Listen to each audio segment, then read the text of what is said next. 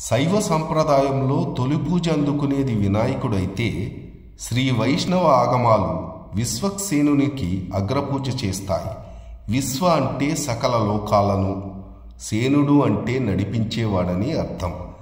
శ్రీ వైఖానస ఆగమోత్తమం ప్రకారం నిత్య కైంకర్యాలు నిర్వహించే తిరుమల ఆలయంలో శ్రీవారికి జరిగే నిత్య, పక్ష, మాస, సంవత్సరోత్సవాలలో విశ్వక్సేనుల వారే ప్రధాన పాత్ర వహిస్తారు.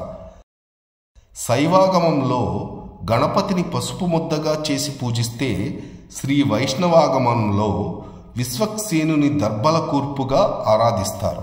విశ్వక్సేనుడు విష్ణుగణాలకు అధిపతి, విఘ్నేశ్వరుడు శివగణాలకు అధిపతి. ఇద్దరూ గజముఖులే. కాకపోతే విఘ్నేశ్వరుడు ఏకదంతుడు, విశ్వక్సేనుడు ద్విదంతుడు.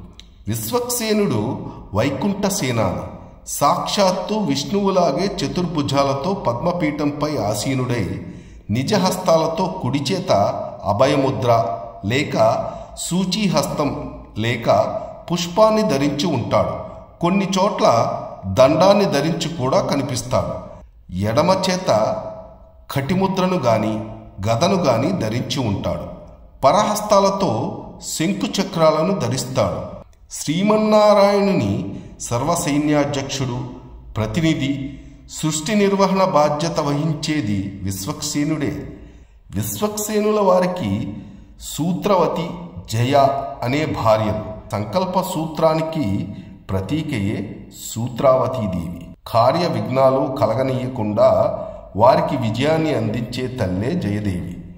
వైష్ణవ ఆలయాల్లో పారాయణం చేసే విష్ణు సహస్రనామ స్తోత్రంలో మొదటి శ్లోకం అయిన శుక్లాం భరధరం తరువాత రెండవ శ్లోకంగా యస్య ద్విరద వక్త్రాద్య పారిషజ్య పరిస్మతం విఘ్నం నిఘ్నంతి సతతం విశ్వక్సేనం తమాశ్రయే అనే శ్లోకాన్ని పారాయణం చేస్తారు.